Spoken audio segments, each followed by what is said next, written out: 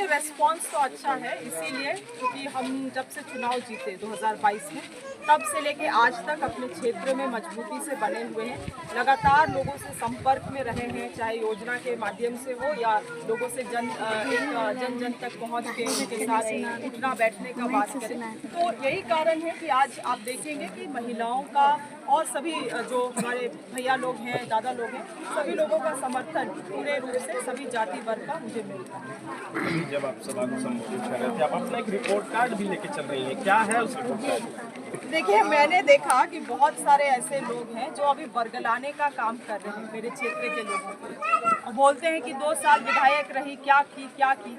तो मुझे लगा क्यों ना सब लोगों के लिए एक रिपोर्ट कार्ड बना दिया जाए कि 2 साल में मैंने क्या कार्य किया है, चाहे एक पुल से लेके आपका पूरा रोड से लेके जो हॉस्पिटल बना है, जो यहाँ पे कॉलेजेस बन रहा है, तमाम चीज़ों का रिपोर्ट। साथ माननीय मुख्यमंत्री हेमंत सोरेन जी के माध्यम से जो 50,000 से लेके 1 लाख रुपया का चेक जो गरीब बीमारियों जो बीमार रहते हैं वैसे लोगों को जो दिया जाता है बीमारी का इलाज कराने के लिए, तमाम चीज़ों का जिक्र इस किताब में है, ताकि विपक्ष के भी लोग जो बिना समझ का बोलते हैं वो भी थोड़ा समझ हासिल कर ले।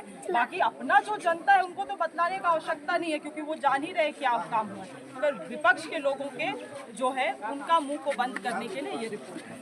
विपक्ष का ही आरोप हमेशा से इंडिया गठबंधन पे लगता है कि झारखंड में भ्रष्टाचार चरम सीमा पर है, जिसको कैसे देख रहा है कांग्रेस पार्टी जो है, कैसे इसको काउंटर करेंगे? क्योंकि मुद्दा हमेशा बीजेपी ये बनाती रही कि हेमंत सरकार में भ्रष्टाचार हुआ और दम भर भ्रष्टाचार। देखिए, मुझे लगता है भ्रष्टाचारियों का परिभाषा इनको स्थापित करना चाहिए भाजपा के नेताओं को, क्योंकि मधु कोड़ा इनको भ्रष्टाचार लगते हैं, भ्रष्टाचारी लगते हैं। उसके बाद वो उधर भाजपा में चले जाते हैं तो फिर उनसे उनको प्यार हो जाता है, वो बहुत अच्छे लगने लगते हैं। भानु प्रताप शाही जैसे लोग 400 करोड़ रुपया का घोटाला उनके पास है, केस भी अभी चल रहा है, वो जाके भाजपा ज्वाइन कर लेते हैं, सब चीज़ अच्छा हो जाता है। तो भ्रष्टाचारी का क्या परिभाषा है इन लोगों से पहले पूछ लीजिए, क्योंकि जो मुझे लगता है भाजपा चले जाते हैं उन लोग को वॉशिंग मशीन में धो दिया जाता है। और ये जनता भी समझती है कि आज अगर किसी के ऊपर कोई आरोप लगा है, वो जाके अगर भाजपा ज्वाइन कर लेगा तो सारा आपका भ्रष्टाचारी या सारा आपका आरोप आपके खिलाफ मैदान में है, भाजपा ने टिकट दिया है, क्या लगता है मुकाबला तगड़ा होगा, टफ होगा, या फिर पिछले बार जैसा इस बार आपके तरफ चलता जाएगा? देखिए, बांडर विधानसभा का इतिहास रहा है पूरा 81 विधानसभा में कि यहाँ पे लड़ाई हमेशा और हमेशा जो मुकाबला होता है वो भाजपा और बंधु तिर्की के बीच। कैंडिडेट कोई भी हो, भाजपा हर एक साल हर एक चुनाव में अलग अलग प्रयोग भी यहाँ पे करती है। कोई भी प्रयोग यहाँ सफल उनका नहीं हुआ है, क्योंकि मेरे पिताजी बहुत जमीन से जुड़े हुए नेता रहे हैं। सभी लोगों का घर, यहाँ के जनता को नाम से पहचानते हैं, और अब उनके रास्ते में हम चल रहे हैं। तो मुझे लगता है लोग, क्योंकि मैंने इस बात को पहले भी कहा है कि लोग केवल एक लीडर नहीं चुनते हैं चुनाव के वक्त, एक सेवक को भी चुनते हैं जो उसके दुख दर्द में उसका काम आ सके। और बंधु तिर्की जी ने जो लकीर यहाँ पे खींचा है और अब वो लकीर को जो हम आगे बढ़ा रहे हैं, उस लकीर को कोई छू भी नहीं सकता, वहाँ तक पास भी नहीं आ सकता है। मैम, आप अपना रिपोर्ट कार्ड तो लेकर चल रहे हैं, तो इंडिया गठबंधन ने संयुक्त रूप से भी या अलग अलग कांग्रेस या जेएमएम ने भी अपना मैनिफेस्टो नहीं जारी किया है। जनता को कैसे समझ में आएगा कि आगामी 5 साल में अगर आप लोग की सरकार बनती है तो क्या काम होंगे? क्योंकि जनता तो कंफ्यूज है, क्योंकि अभी तो आप बता रहे हैं कि काम आपने क्या किया, आगे क्या करेंगे? काम तो देखिए अपने क्षेत्र के हिसाब से जो भी आधे अधूरे काम है उसको पूरा करेंगे, मगर जहाँ तक मैनिफेस्टो का बात है, जो योजनाएं जारी हैं उनको हम गारंटी दे रहे हैं कि वो योजना भी जारी रहेगा। और बाकी इनका जो मैनिफेस्टो है, जो सिलेंडर फ्री देंगे, भाई सिलेंडर आप फ्री देंगे, आप पूछिए ना यहाँ से लोगों को, सिलेंडर में गैस भराने का किसी का ताकत है? हाँ, कांग्रेस के समय में 400-500 रुपए में गैस मिलता था, अब 1100 रुपए का गैस मिलता है। तो सिलेंडर लेके क्या करेगा गांव घर का? ये भाजपा के लोग जो मैनिफेस्टो बनाते हैं उन लोगों को यहाँ पे अखड़ा में बैठ के मैनिफेस्टो बनाना चाहिए। दिल्ली में एसी रूम में मैनिफेस्टो बनाएंगे तो यही होगा। हम लोगों का गाँव घर का सरकार रहा है, इसीलिए आज देख लीजिए, मैया सम्मान योजना सबको मिल रहा है, बिजली बिल सबका माफी हुआ है, वो माफी हुआ है, सावित्री फुले बाई योजना सब बच्ची लोगों को मिल रहा है, किसान लोन माफी हो रहा है, आप देख रहे हैं। मैम इतनी सारी योजनाएं चल रही हैं, लेकिन जब हम फील्ड में घूम रहे हैं, लोगों से मिल रहे हैं, लोग कह रहे हैं कि मैडम ठीक है, विधायक हमारे ठीक हैं, जब कोई समस्या होता है तो बहुत बार ऐसा होता है कि जो बिचौलिए हैं, जिनको वो बोल के गए कि ये काम फलाने गांव के लिए करवा देना, फिर वो काम वहीं बंद हो जाता है। और ब्लॉक लेवल की समस्याएं बहुत ज़्यादा हैं। अभी आपको महिलाएं भी बता रही थी कि पैसे की जो डिमांड की जाती है, ब्लॉक में भ्रष्टाचार के बहुत सारे जो बात ऐसे उठ रहे हैं। देखिए, बिचौलिया तो हर जगह रहता है। पहले बिचौलिया अधिक नहीं दिखता था क्योंकि योजना कुछ था ही नहीं सरकार का। अब सरकार इतना सारा योजना दे दिया है कि सब लोग बहती गंगा में हाथ धोना चाहता है, मगर जितना लोग जनता जागरूक होगा उतना उसको ठगना मुश्किल होगा।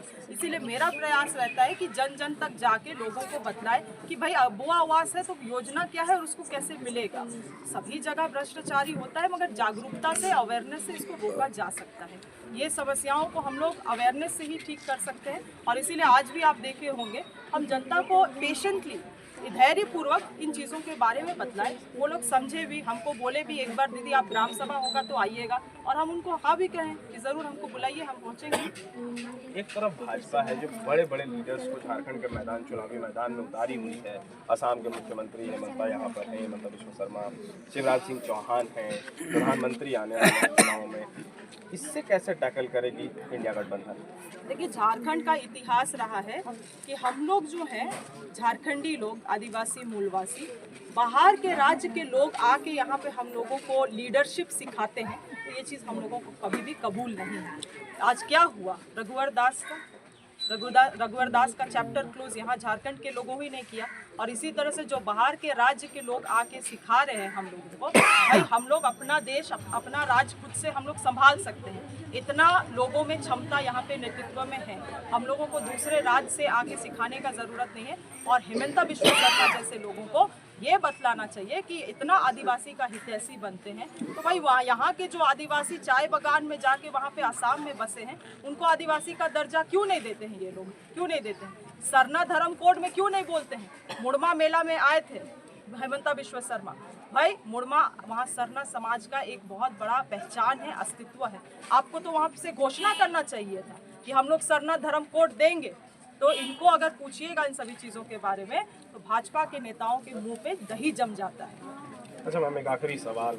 5 साल आप लोग सरकार में रहे, लेकिन युवाओं का जो मुद्दा था रोजगार, वो रह गया कहीं ना कहीं, उसमें आप लोग फेल नज़र आ रहे हैं। कैसे इसको कोप अप करेंगे अगर फिर से आपकी सरकार बनेगी तो, या क्या स्टेप्स लिए जाने चाहिए? देखिए, मैं आपको राजनीतिक रूप से इसमें बताऊं तो बहुत ही सरकार को एक तरीके से समस्या उत्पन्न किया गया सरकार के लिए कि एम्प्लॉयमेंट अपॉर्चुनिटी सरकार दे ही ना पाए। और एग्ज़ाम्स हो रहा है तो रद्द कराने की मांग की जा रही है। तमाम चीज़ें लगातार इस तरह से हुआ है, मगर इस बार हम लोग 2 साल 3 साल जो हम लोगों को वक्त मिला, 3 साल इसलिए बोल रही हूँ क्योंकि 2 साल तो कोविड में ही चला गया, तो 3 साल जो वक्त मिला है उसमें सारा लूप होल्स, सारा जो छेद है वो हम लोग पता कर चुके हैं, कहाँ से लीकेजेस हैं, कौन कौन सी लीकेजेस है। और निश्चित रूप से माननीय मुख्यमंत्री हेमंत सोरेन जब वापसी करेंगे तो इतने मजबूती से हम लोग वापसी करेंगे कि इन सभी लूप होल्स को ख़त्म करेंगे हम लोग।